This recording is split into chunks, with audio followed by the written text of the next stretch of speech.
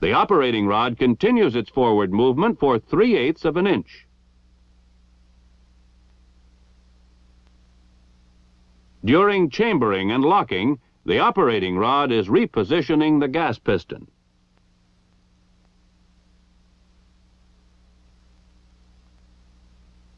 With the first round chambered and locked, the next step is firing.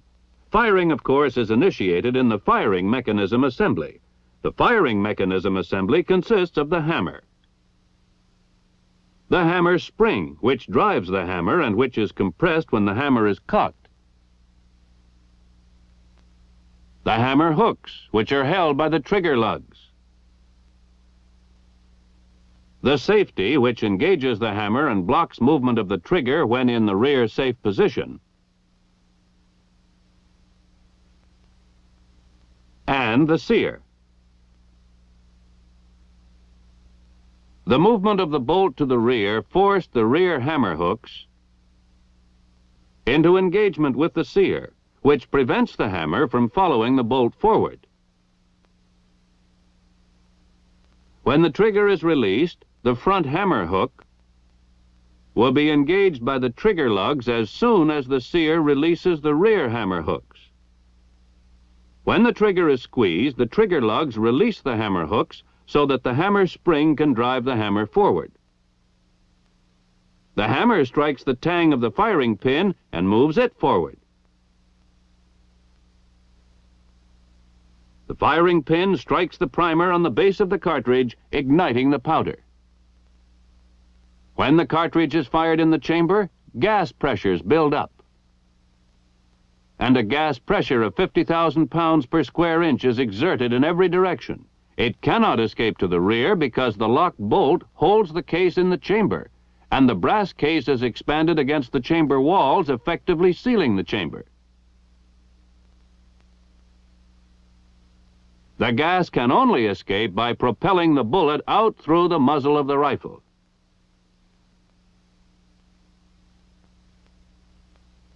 Near the muzzle is the gas port in the barrel, and as the bullet clears the gas port, part of the gas is bled off, entering the gas cylinder and piston. As gas enters the piston, it expands into the gas cylinder plug.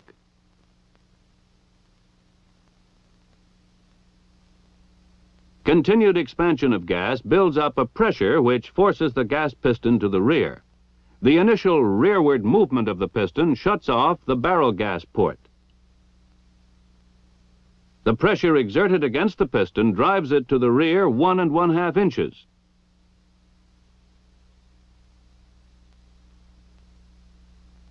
As the piston clears the lower gas port in the gas cylinder,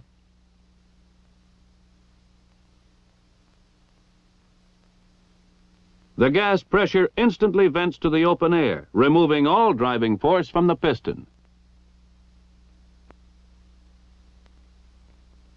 During the 1 1/2 inch movement of the piston rearward, the piston is forcing the operating rod to the rear. After completion of piston travel, the force of inertia causes the operating rod to continue to the rear until the termination of recoil. Recoil ends when the shoulder of the operating rod contacts the front end of the receiver. The operating rod spring now expands and forces the operating rod forward in preparation for firing of the next round. In the forward movement, the front end of the operating rod repositions the gas piston, which comes to rest against the gas cylinder plug. To see how unlocking was accomplished, we will repeat the action. When the operating rod moved rearward, it accomplished several things, the first of which was the unlocking of the bolt. Before the bolt starts to unlock, the operating rod permits 3/8 of an inch of free travel to the rear. This is a safety factor, permitting the bullet to leave the muzzle and gas pressure to subside before unlocking begins. This prevents gas from blowing back into the rifleman's face when the bolt unlocks. At the completion of free travel, the front of the camming surface in the hump of the operating rod comes in contact with the anti-friction roller on the right locking lug.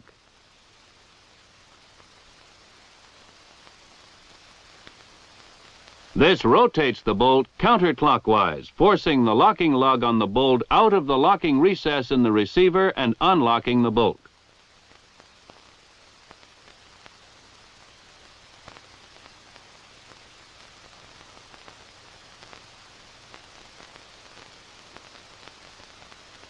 While the bolt is being unlocked, slow initial extraction takes place.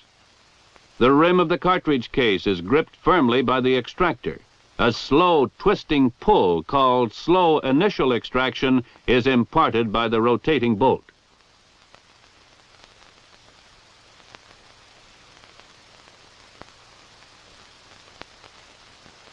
Remember that at the moment the cartridge was fired, gas pressure of 50,000 pounds per square inch expanded the brass cartridge case tight against the chamber walls. It also forced the head of the cartridge case against the face of the bolt.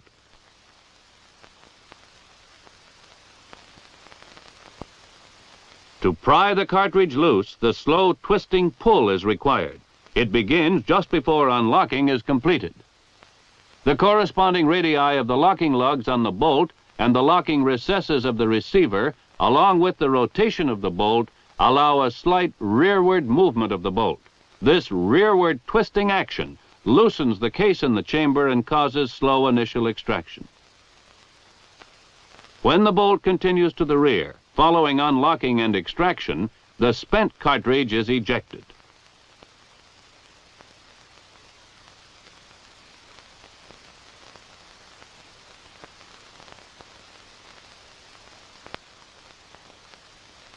This is the ejector in the face of the bolt. The ejector spring is compressed when the ejector is held flush against the face of the bolt. When a round is in the chamber and the bolt is locked, the head of the cartridge compresses the ejector spring. During extraction, the chamber wall holds the neck of the expended cartridge case in line with the bore.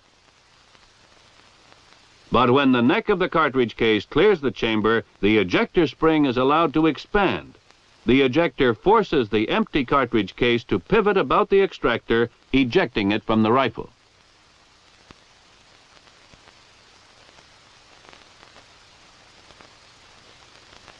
After the spent cartridge is ejected, the bolt continues to the rear over the rounds in the magazine. The rounds are under pressure by the follower. When the bolt begins its forward movement, the hammer is cocked and the cycle is then repeated. Feeding, chambering, locking, firing, unlocking, extracting, ejecting, and cocking.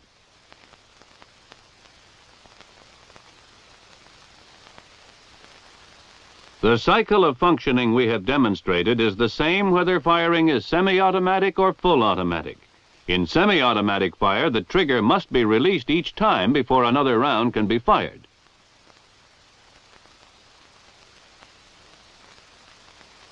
In full automatic fire, cartridges are fired continuously as long as the trigger is held to the rear.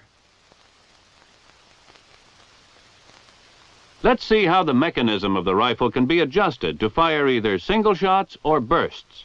To see how the firing mechanism operates, we will use an oversized model. If the firing mechanism assembly were operating at normal speed, recoil would happen so fast that no rifleman firing single shots would have time to release the trigger in preparation for the next single shot. To overcome that, the sear is provided. The sear catches the hammer hooks even though the trigger is still being squeezed. When the trigger is released, the rear hammer hooks are released from the sear, and the front hammer hooks are engaged by the trigger lugs. The weapon is now cocked and ready to fire again when the trigger is squeezed.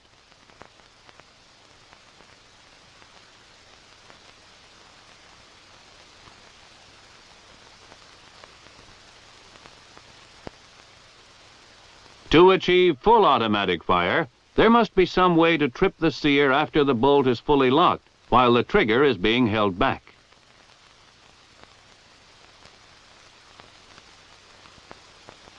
This is done by the selector,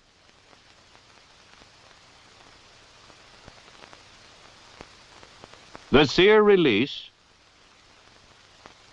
and the connector assembly.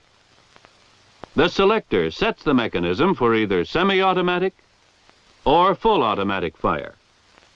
When the selector is set in the full automatic position, the connector forces the sear release to trip the sear.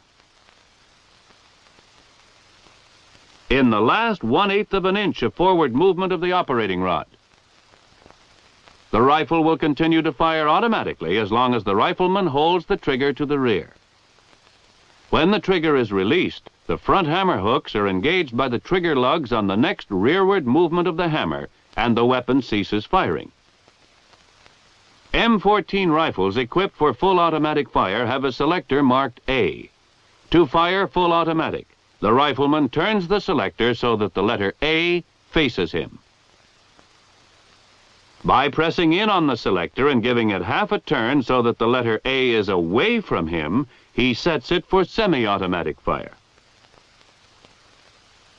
When turning the selector to semi-automatic, the movement of the selector rotates the sear release forward on an eccentric shaft approximately 1/8 of an inch so that it cannot trip the sear. It causes the connector assembly to move far enough forward so there is no contact between the operating rod and the hook of the connector assembly. This positions the sear release so it cannot contact the sear.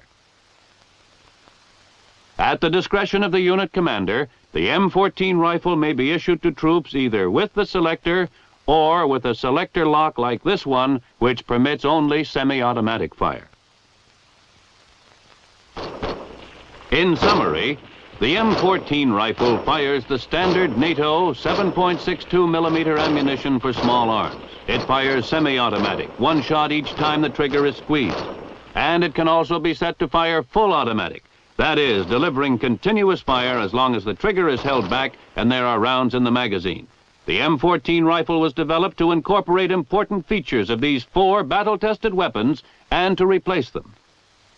The M14 has great firepower and versatility.